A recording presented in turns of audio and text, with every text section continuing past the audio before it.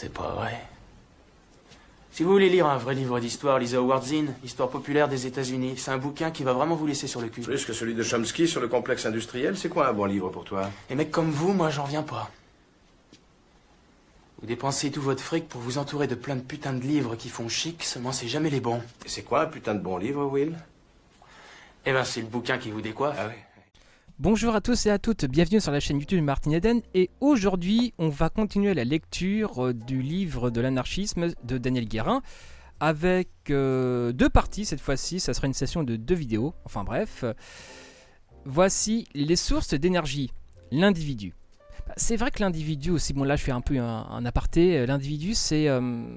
Attends, dès qu'on parle d'individualisme, ça renvoie à une espèce de narcissisme, un truc assez... Enfin, d'un point de vue réactionnaire, j'entends effectivement parler de l'individu aujourd'hui, c'est un petit peu tabou. Donc effectivement, c'est plutôt bien que Daniel Guérin ait réussi. Il a plutôt souligné ça, détecté ça, on va dire, dans les énergies de l'anarchisme. Enfin bref.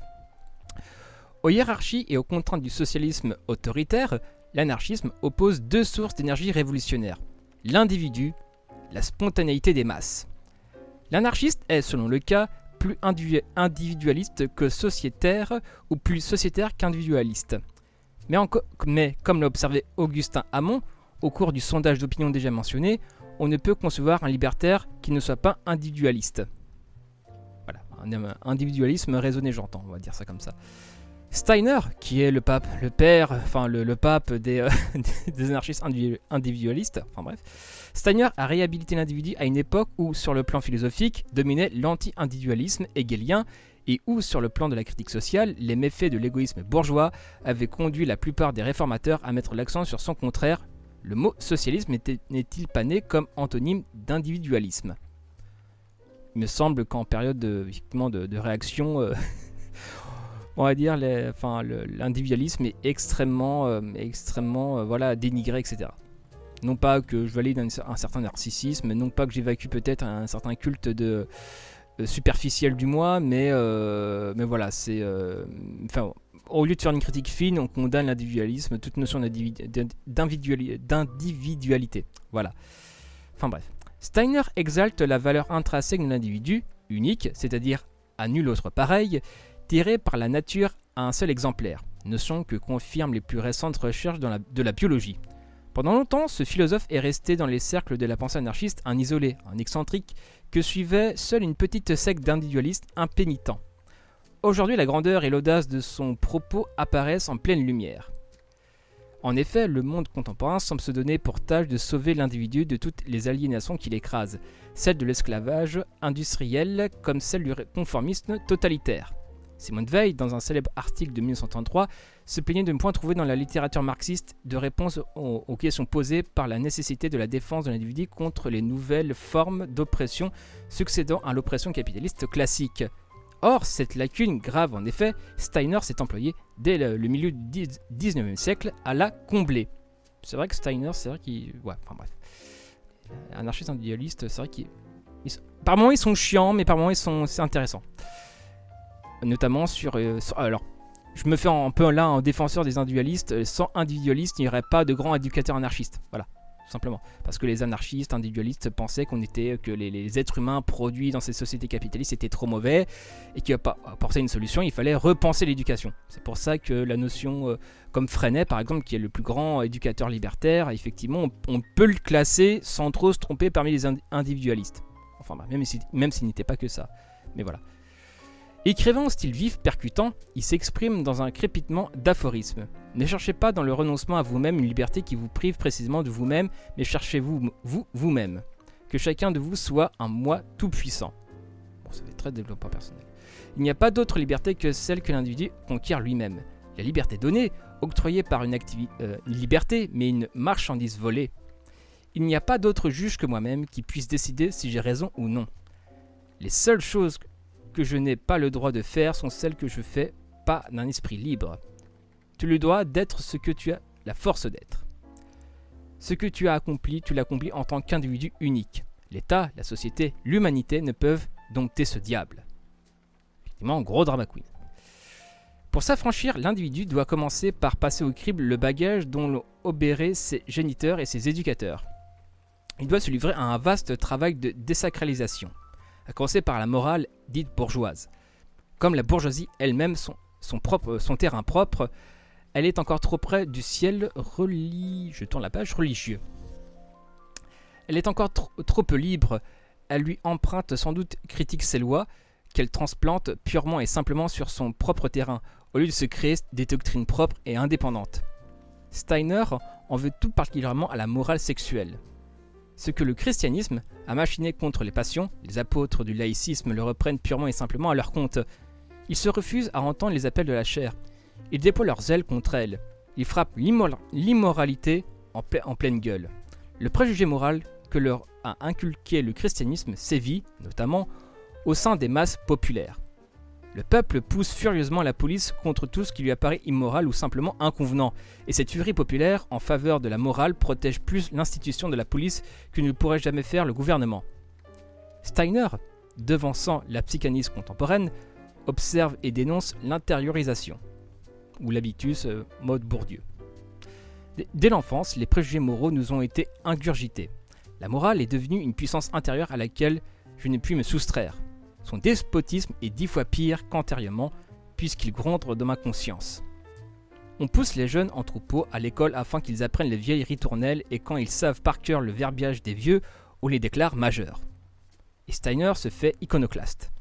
Dieu, la conscience, les devoirs, les lois sont des bourdes dont nous a bourré la cervelle et le cœur. Les vrais séducteurs et corrupteurs de la jeunesse, ce sont les prêtres, les parents qui embourbent les jeunes cœurs et abêtissent les jeunes têtes. S'il est une œuvre diabolique, c'est bien cette prétendue voix divine que l'on a introduite dans la conscience. Steiner découvre aussi, dans sa réhabilitation de l'individu, le subconscient freudien. Freud, c'est peut-être pas forcément un très bon exemple. Enfin bref. Le moi ne se laisse pas appréhender. Contre lui, l'empire de la pensée, de la cogitation, de l'esprit se brise en miettes. Il est l'inexprimable, l'inconcevable, l'insaisissable. Et l'on entend à travers ces brillants aphorismes comme un premier écho de la philosophie existentielle. Je pars d'une hypothèse en me prenant pour hypothèse. Je m'en sers uniquement pour en jouir et m'en repaître. Je n'existe qu'en tant que je m'en nourris. Le fait que je m'aborde signifie que j'existe. Bien entendu, la verve qui emporte la plume de Steiner le fourvoie de temps en temps dans des paradoxes. Il lâche des aphorismes asociaux. Il lui arrive de conclure à l'impossibilité de la vie en société. Nous n'aspirons pas à la vie en commune, mais à la vie à part. Mort est le peuple, bonjour moi. Le bonheur du peuple est mon malheur. Si c'est juste pour moi, c'est juste. Il est possible qu'il ne soit pas juste pour les autres. C'est leur affaire et non la mienne, qu'ils se défendent. Mais ces ruades occasionnelles ne traduisent peut-être pas le fond de sa pensée.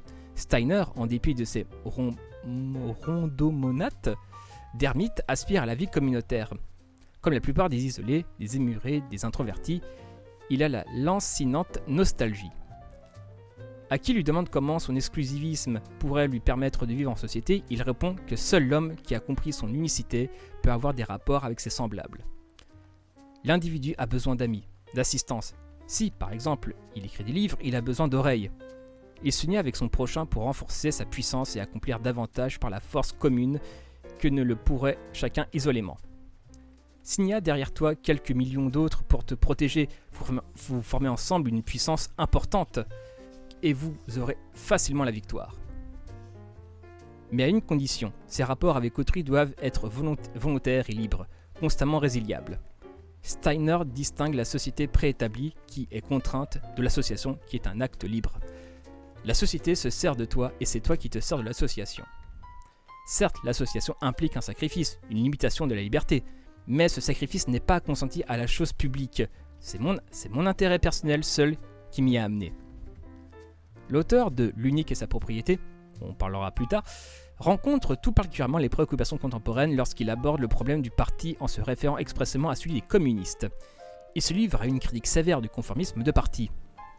Il faut suivre son parti toujours et partout, ses principes essentiels, il faut absolument les approuver et les soutenir. Les membres se plient au moindre désir du parti. Le programme du parti doit être pour eux le terrain l'indubitable, on doit appartenir corps et âme au parti, qui passe d'un parti à un autre se fait traiter aussitôt de renégat. Un parti monolithique cesse aux yeux de Steiner d'être une association. Il n'est plus qu'un cadavre. Aussi rejette-t-il un tel parti, mais non l'espoir d'entrer dans une association politique. Je trouverai toujours assez de gens qui s'associeront avec moi sans avoir à prêter serment à mon drapeau. Il ne pourrait rejoindre le parti que s'il n'avait rien d'obligatoire. La seule condition de son éventuelle adhésion serait qu'il puisse se laisser prendre par le parti. Le parti n'est toujours pour lui rien d'autre qu'une partie. Il est de la partie, il prend part. Il s'associe librement et reprend même sa liberté. Il ne manque qu'une explication dans le raisonnement de Steiner, bien qu'elle soit plus ou moins sous-jacente à travers ses écrits, à savoir, sa conception de l'unicité individuelle n'est pas seulement égoïste, profitable à son moi, mais elle est rentable aussi pour la collectivité. Une association humaine n'est féconde que si elle ne broie pas l'individu, que si, au contraire, elle développe son initiative, son énergie créatrice. La force d'un parti, n'est-ce pas l'addition de toutes les forces individuelles qu'il compose ? La lacune en question provient du fait que la synthèse steinerienne de l'individu et de la société demeure incomplète, boiteuse. L'asocial et le social s'affrontent dans la pensée de se révolter sans toujours se fondre. Les anarchistes sociétaires, à juste titre, lui en feront grief. Ils le feront avec d'autant plus d'aigreur que Steiner, sans doute mal informé, avait commis l'erreur de ranger Proudhon parmi les communistes autoritaires qui, au nom du devoir social, condamnent l'aspiration individualiste. Or, s'il est vrai que Proudhon a persiflé l'adoration steinerienne de l'individu, son œuvre entière est la recherche d'une synthèse, ou plutôt d'une équilibration entre le souci de l'individu et l'intérêt de la société, entre la force individuelle et la force collective. Comme l'individualisme est le fait primordial d'humanité, l'association en est le terme complémentaire. Les uns considérant que l'homme n'a de valeur que par la société, tentent à absorber l'individu dans la collectivité. Tel est le système communiste, la déchéance de la personnalité au nom de la société. C'est de la tyrannie, une tyrannie mystique et anonyme. Ce n'est pas de l'association. La personne, je tourne la page, humaine destituée de ses prérogatives, la société s'est trouvée dépourvue de son principe vital. Mais, en sens contraire, Proudhon s'en prend à l'utopie individualiste et agglomère des individualités juxtaposées sans rien d'organique, sans force de collectivité, et se révèle incapable de résoudre le problème de l'accord des intérêts. Pour conclure, ni communisme, ni liberté illimitée. Nous avons trop d'intérêts solidaires, trop de choses communes. Bakounine, à son tour, est à la fois individualiste et sociétaire. Il ne cesse de répéter que c'est en partant de l'individu libre qu'on pourra s'élever une société libre. Chaque fois qu'il énonce des droits qui doivent être garantis à des collectivités, il prend soin de placer l'individu en tête de ses bénéficiaires. L'individu n'a de devoir vis-à-vis de la société que dans la mesure où il a consenti librement à en faire partie. Chacun est libre de s'associer ou ne point s'associer, d'aller, s'il le désire, vivre dans les déserts ou dans les forêts parmi les bêtes sauvages. La liberté, c'est le droit absolu de chacun être humain de ne point chercher d'autres sanctions à ses actes que sa propre conscience, de ne les déterminer que par sa volonté propre, d'en être, par conséquent, responsable que vis-à-vis de lui-même d'abord.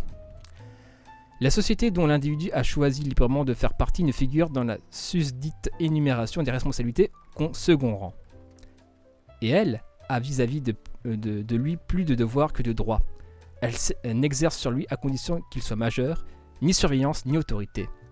Mais elle lui doit protection de sa liberté. Bakounine pousse très loin la pratique d'une liberté absolue et complète. J'ai le droit de disposer de ma propre personne à ma guise, d'être feignant ou actif, de vivre soit honnêtement par mon propre travail, soit même en exploitant honteusement la charité ou la confiance privée, une seule condition, que cette charité et cette confiance soient volontaires et ne me soient prodiguées que par des individus majeurs. J'ai même le droit d'entrer dans les associations qui, par leur objet, seraient ou paraîtraient immorales. Bakounine va jusqu'à admettre, dans son souci de liberté, que j'adhère à celles qui auraient pour objet la corruption ou la destruction de la liberté individuelle ou publique. La liberté ne peut et ne doit ne se défendre que par la liberté. Et c'est un contresens dangereux que de vouloir y apporter atteinte sous le prétexte spécieux de la protéger. En même temps, Bakounine, il était pas au 21e siècle. Hein. C'est à un moment donné. Bakounine, ok, je valide, mais à un moment donné, il faut sortir un petit peu du drama. Et à un moment donné, tu aurais été au 21e siècle, ça aurait été compliqué. Enfin bref, même si Bakounine n'a pas toujours été aussi absolu, l'anarchisme aussi, c'est beaucoup d'aphorismes, enfin c'est beaucoup de belles phrases, enfin pas de belles phrases genre hypocrites, mais de belles phrases, voilà, parce qu'à un moment donné, il faut se remettre dans le contexte de l'époque aussi, quoi. Quant au problème éthique, Bakounine est persuadé que l'immoralité est la conséquence d'une organisation vicieuse de la société. Il faut donc détruire cette dernière de fond en comble. On ne peut moraliser que par la seule liberté. Toute restriction imposée sous le prétexte de protéger la morale a toujours tourné au détriment de celle-ci. La répression, loin d'avoir arrêté le débordement de l'immoralité, l'a toujours plus profondément et plus largement développée. Il est donc oiseux de lui opposer les rigueurs d'une législation qui empiéterait sur la liberté individuelle. Encore une fois, je ferai un épisode sur la liberté d'expression, je vous le promets.